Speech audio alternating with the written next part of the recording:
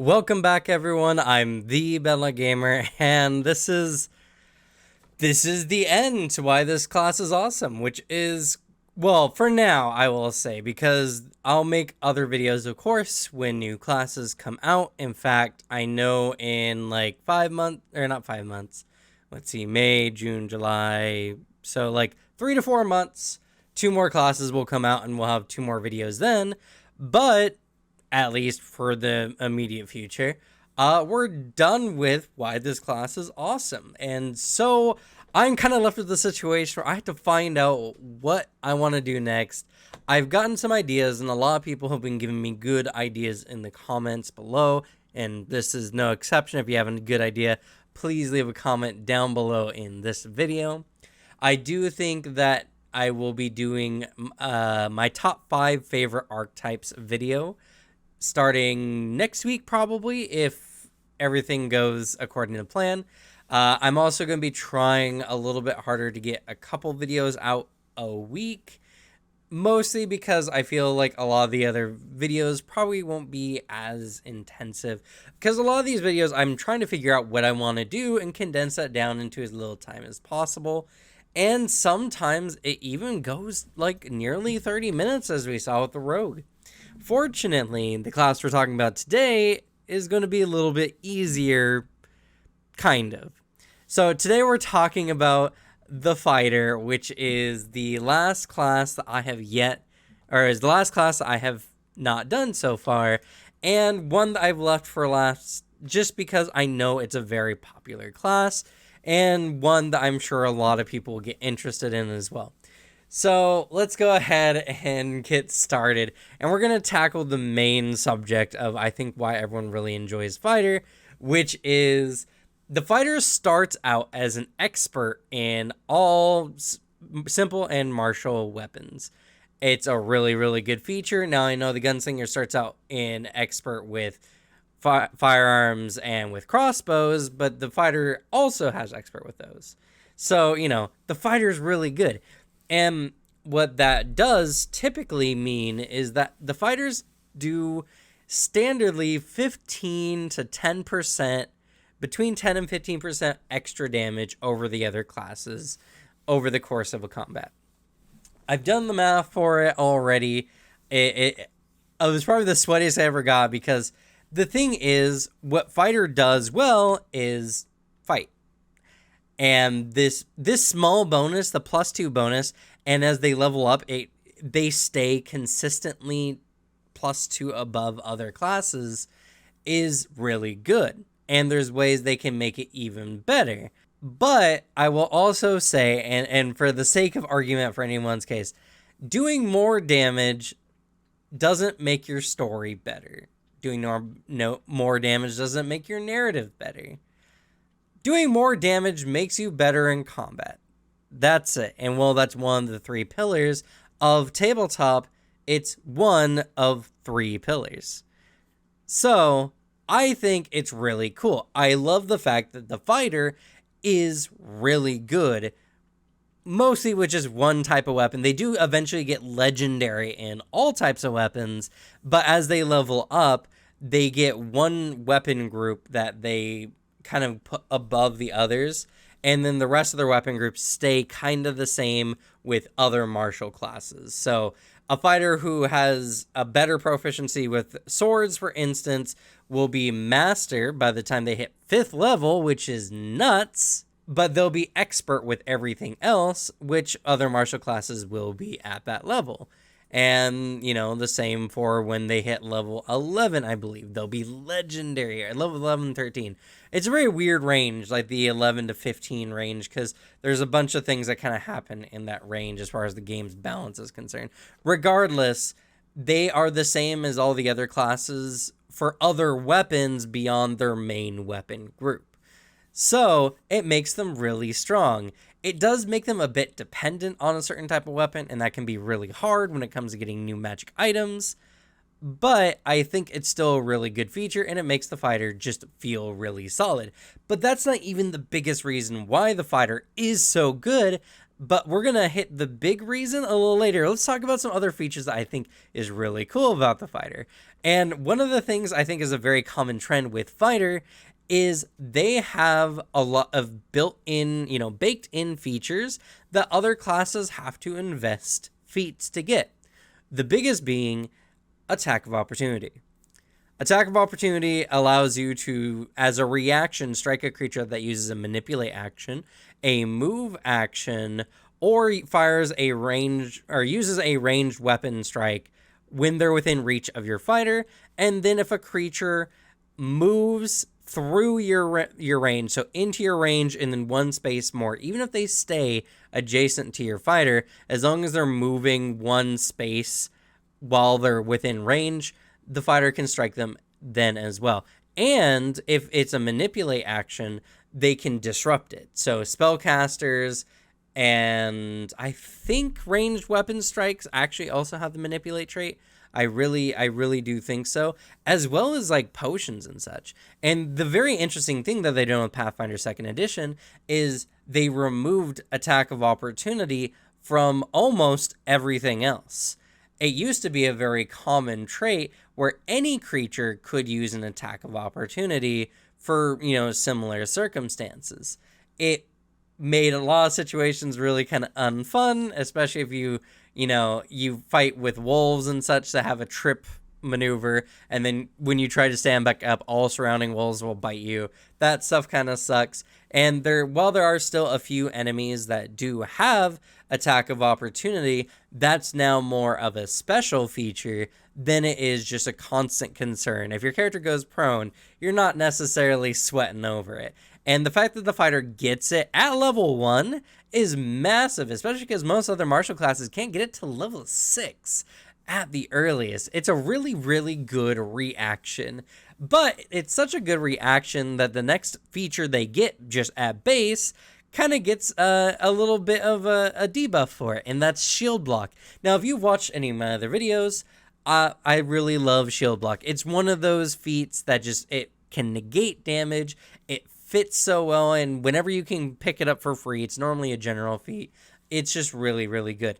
Fighter also gets access to it because, they're the fighter, and being a sword and board is one of their stereotypical, fighting styles. But because of an attack of opportunity, it can be a little rough having shield block available because you might want to use it for a strike. Now, it's good to have both, and I agree. Not only that, but there are feats that the fighter get that give them extra reactions for shield blocking, which can kind of negate that penalty and can really make the fighter dangerous even when it's not their turn.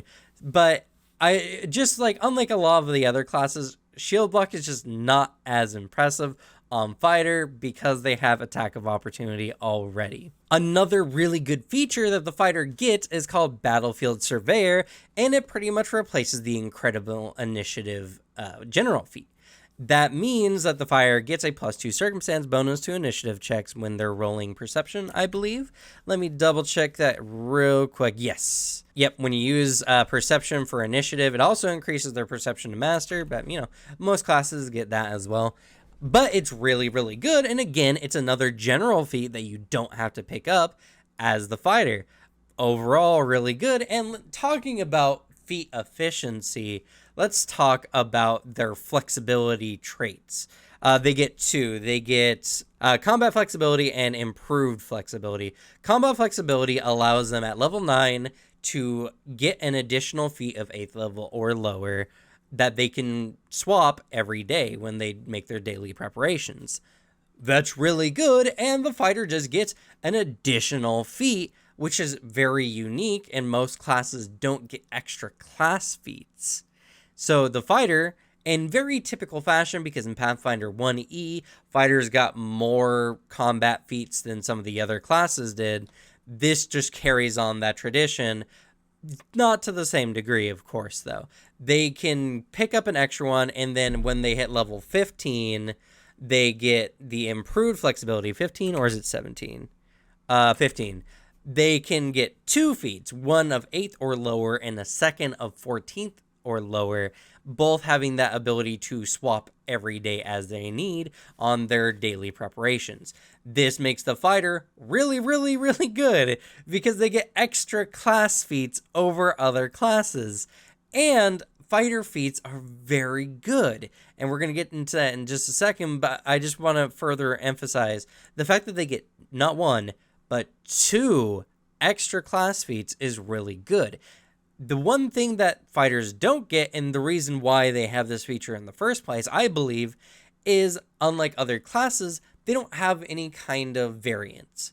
There's no subclasses, there's no styles of fighter. All fighter diversity is done 100% through their feat choices and, of course, skill choices, but, that's other kinds of classes. It's also kind of done through how they do their weapon, based proficiencies, because as I mentioned before, they get one weapon that kind of gets elevated to the above the rest, and that one weapon type carries them up until level 19, where they then become legendary with all weapons. So it's really good. And they also get, like, for that one weapon type, they also increase advanced weapons to just under. So at level 5 they get swords at legendary, and then they get advanced swords at expert, which is pretty cool. The game doesn't really have a lot of advanced weapons currently. I do know that there are some really good advanced weapon builds, but it's just kind of a thing of, it's not as big of a deal right now. And this just mixed in with the fact that what weapon you pick, what feats you pick, really do make fighters very versatile.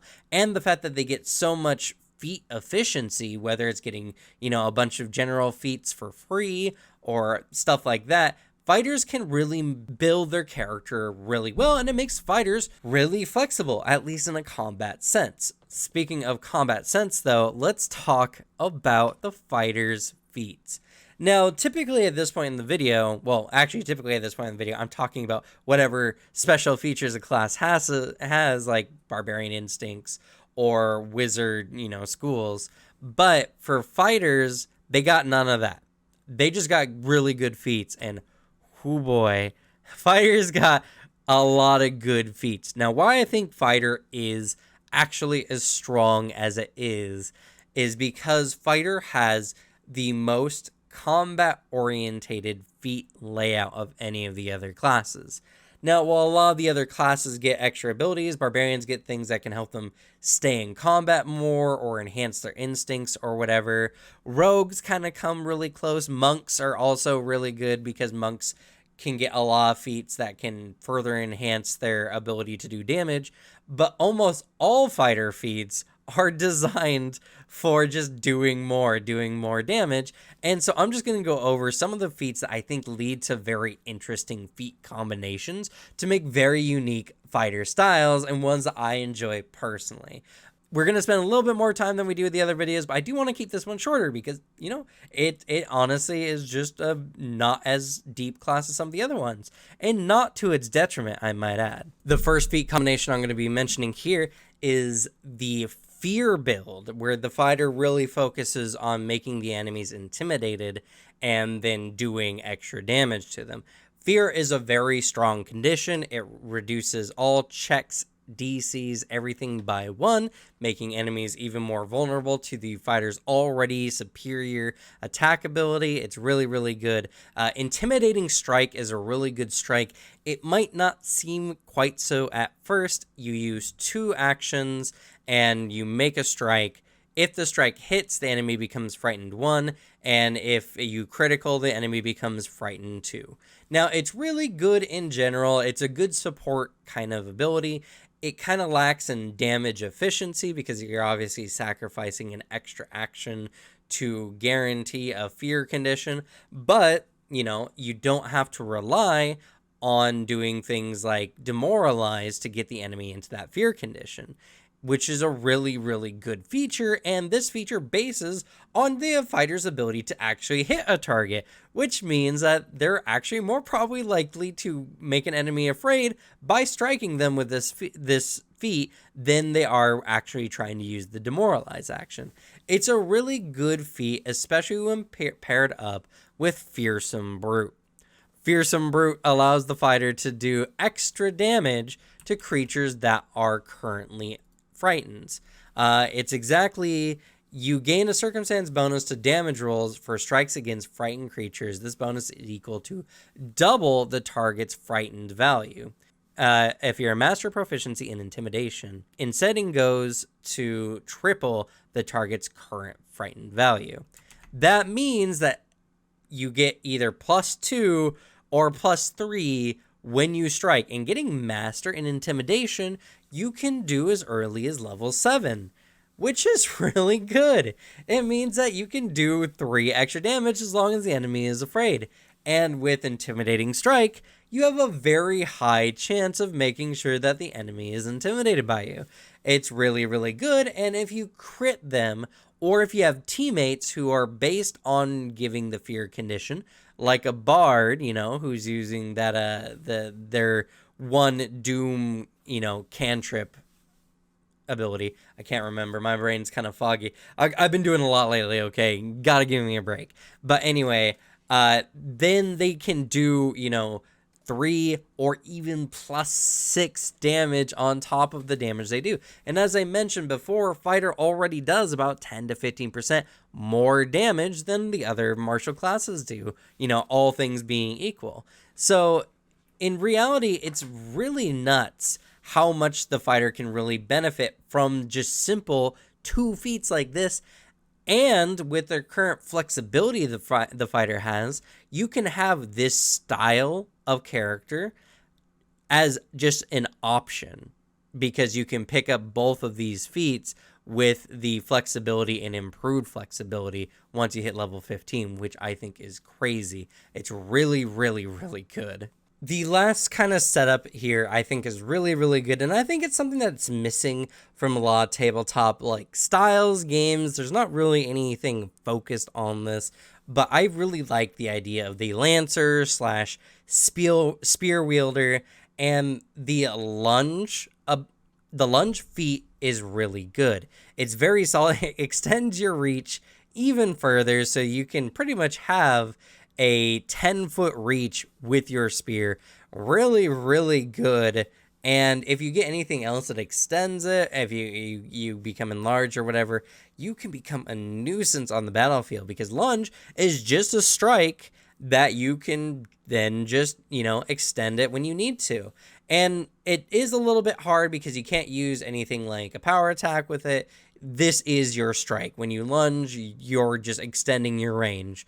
But that can be really good. It can be used very defensively, and it's something that even really smart fighters, I think, will get a lot out of. This naturally goes into lunging stance, which allows you to even do this with attack of opportunity, making your attack your range in which you cover on the battlefield really nasty and really massive. It's something enemies will fear even getting near you. It's a very good defensive build. It's a very good offensive build. And it's something that I think is really, really good. And the last feat I'll add on to this one to just make it even better is positioning assault. And the positioning assault is really good. You do spend 2 actions and you make a strike, but if you succeed, you move the enemy 5 feet to anywhere within your choice. Now, this is really good because this is really good for getting enemies out of position, and it's really good for making enemies who might not want to be next to you in a very dangerous spot, because you can take an enemy who's 10 feet away and move them towards you. And then if they want to move away from you, they have to step. And then they'll have to step a second time if they want to securely be out of your range when you strike, or, for your attack of opportunity. That's 2 actions wasted if the enemy values their life. And if they just decide to say, meh, fuck it, I'm going to try running anyway, you can strike them when they move out. And if you have combat reflexes, you could strike them a second time when they move out from the second range increment there. It's nuts. It's really, really good. And this makes you just a very dangerous, big obstacle on the field. It can make you a tank without needing to have a shield, no taunt, nothing. you are the threat, and enemies have to deal with you first before they can even think about getting to your backline, because you're just going to be stabbing the crap out of them when they try to get past you. But with that, that's going to be the end for the fighter video. Hopefully it wasn't a little too long. It's hard for me to tell at this moment because I had to take some breaks to look at some of the feats and everything like that. I really do like fighter, and I think fighter offers a wide variety of choices. My style fighter is definitely a very hard thinking, combat assessment, exacting strike, a character who's very paced and measured and cautious in a fight, but it shows how good they are at fighting, and they take no chances even when it comes to simple enemies. I like that style of fighter a lot, and fighter is just very diverse, very dynamic. They hit hard, they feel good to play. They're not just the white bread class, the milquetoast class that everyone is just like, oh, play fighter. It's really easy.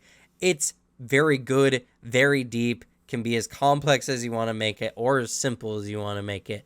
Honestly, I think fighter is definitely the gold standard when it comes to class design, because they did exactly what they wanted to. And if you want to see kind of my impressions on fighter and like how I think they overall rate compared to a lot of the other classes, you can go check out my class tier list video where I kind of go into in depth for each character when it comes to their combat ability, their exploration ability, and what kind of generic role playiness they can offer to your game.